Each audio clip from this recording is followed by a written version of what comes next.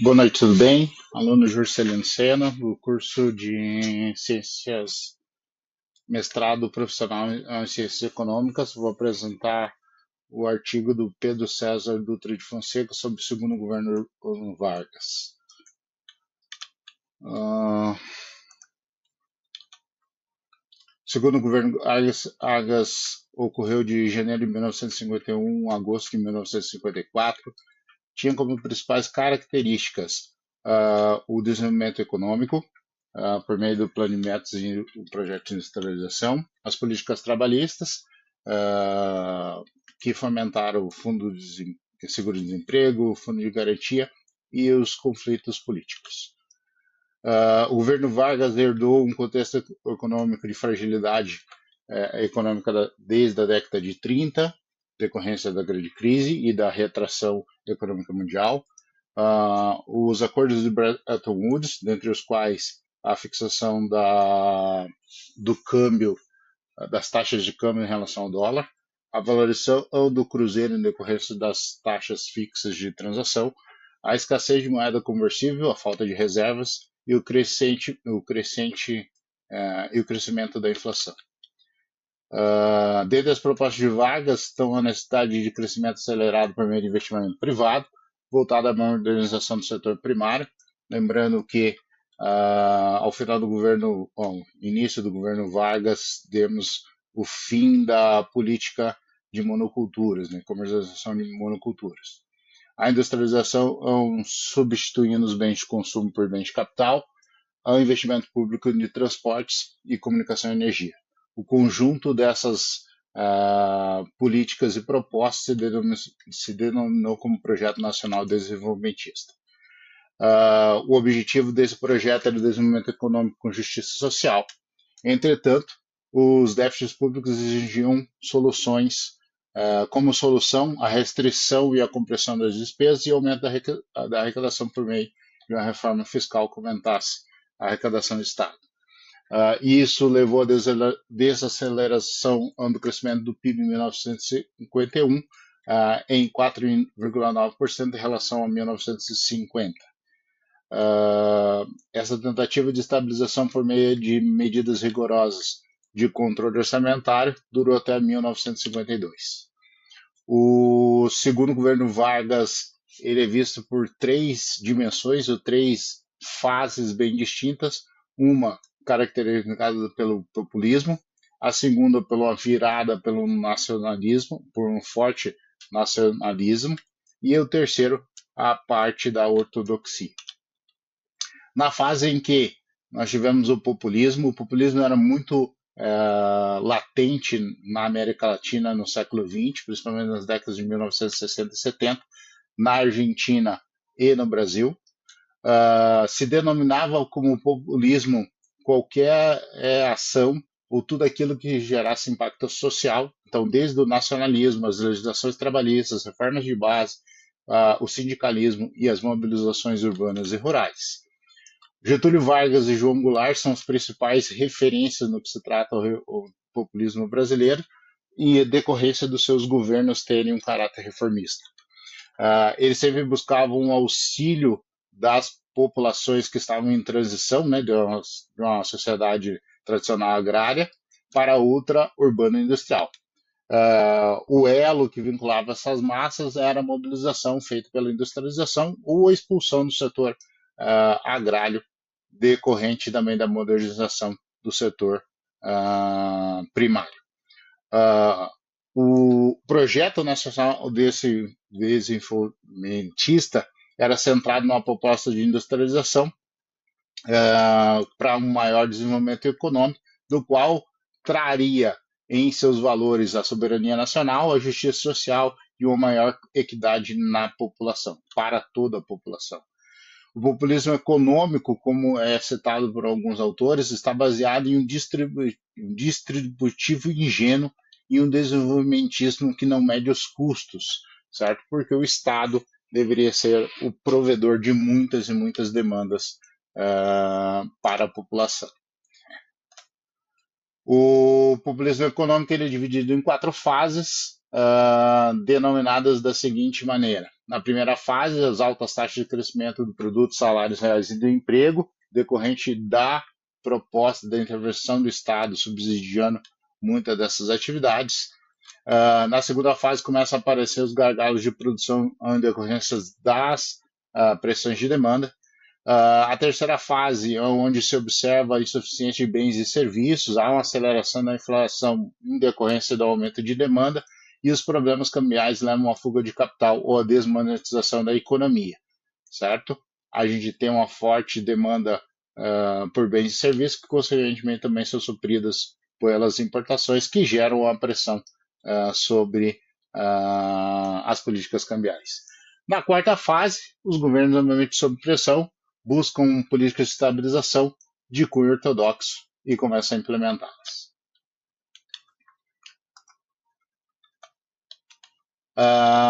Na segunda fase do governo Vargas, em seu segundo governo, nós temos a fase da virada ou da fase de randomização.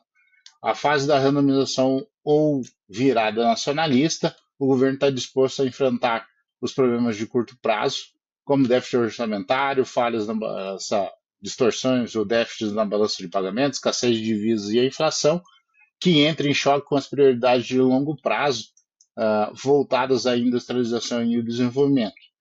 Aprofunda o seu estrangulamento externo e, diante de insucesso de combate à inflação e o agudizamento dos conflitos externos, no governo Vargas, em 1953, é realizada uma virada das suas políticas econômicas com cunho nacionalista. Então, mesmo diante de um cenário em que as dívidas dos estados e municípios e Distrito Federal estão em crescimento, que a pressão pelos gastos públicos para fomentar crédito para empresários em aumento de salários, adota-se o crescimento por meio do déficit do Tesouro. O governo abranda a política monetária e há uma expansão de crédito, e a liberalização das importações para atender as demandas por equipamentos, principalmente da industrialização forçada.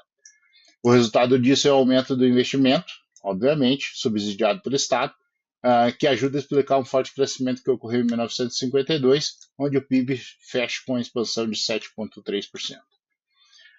Entretanto, sem a reforma fiscal para aumentar a arrecadação, o Estado é obrigado a buscar recursos externos. Para poder realizar essa arrecadação, o Estado lança a Lei do Mercado Livre, cujo propósito é atrair capital estrangeiro, com a promessa de liberação cambial e afrouxamento dos critérios de reinvestimento e remessa de lucros.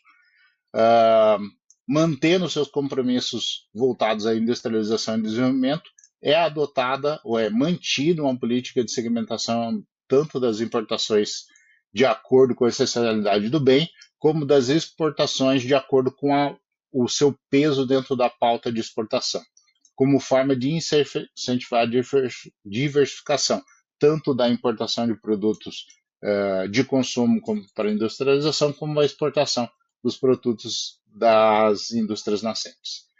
A administração de câmbio é feita através da desvalorização cambial, de acordo com as faixas de bens, eram enquadrados de acordo com as políticas de importação e exportação. Os resultados dessa política foram maior déficit públicos, maior déficit na balança de pagamento e o crescimento inflacionário mesmo assim. Ao mesmo tempo que os movimentos sociais vinham essa deterioração das políticas econômicas e do crescimento econômico, e os sindicatos se fortaleciam, radicalizavam e deterioravam a administração política do governo Vargas. Na última fase do governo Vargas, em seu segundo mandato, a implementação da ortodoxia.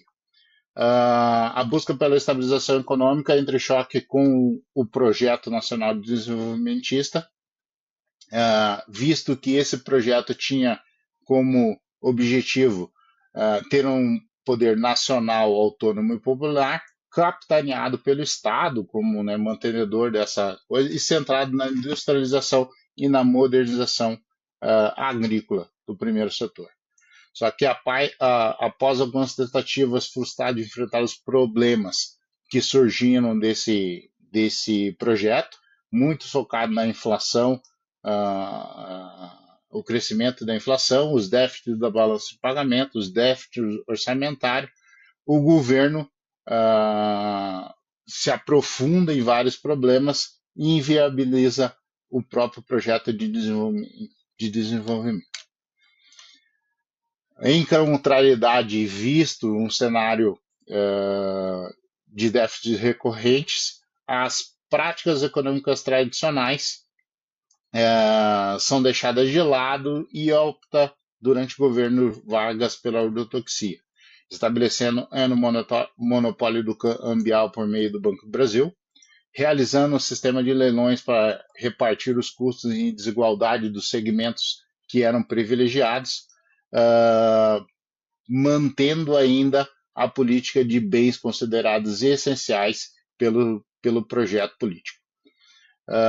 Os efeitos disso foi uma política cambial que encarecia os bens não essenciais, fomentava a substituição das importações e barateava relativamente os custos ou os produtos essenciais, em um cenário de crescimento inflacionário de perca de poder de compra. Entretanto, essas medidas ortodoxas precisavam de um conjunto de instituições para viabilizar o projeto nacional e a sua implementação, e aí, para isso o Estado fomenta algumas dessas instituições que se tornaram legado e símbolos do Projeto Nacional Desenvolvimentista Brasileiro. Tais instituições como o Banco de Crédito do Amazonas, o Banco do Nordeste, para realizar o desenvolvimento setorizado, né, ou regionalizado das regiões Norte e Nordeste, o Banco Nacional de Desenvolvimento Econômico, BNDE, à época, que depois se torna o BNDES, de cunho social, a Petrobras e a Eletrobras, empresas de produção de energia ou da matriz energética brasileira. O problema do Projeto Nacional de Desenvolvimento de Vargas basicamente é a fonte de financiamento. Esse financiamento se deu principalmente de forma externa, onde um dos principais credores era os Estados Unidos. O projeto nacional tinha como objetivo produzir commodities, hoje chamados de commodities, né, aço e petróleo, resguardando essas jazidas sob o controle, as jazidas de minério e os postos de petróleo sob controle nacional, mesmo que utilizando tecnologias externas, não se sustentava. O modelo era falho por conta da necessidade de financiamento externo. Esse financiamento externo também acabou se materializando como um problema bastante significativo nas contas públicas, devido às taxas de juros flexíveis, que aumentaram significativamente após o projeto de intervenção na América Latina, de combate à Guerra Fria, que foi praticado durante o governo Roosevelt e Eisenhower. Consequência desse fim de intervenção na América Latina foi que essas taxas de juros aumentaram significativamente, aumentando a dívida pública do Estado brasileiro, e foi determinante para o colapso do projeto nacional e, consequentemente, a deteriorização do segundo governo de Getúlio Vargas. Certo? Obrigado.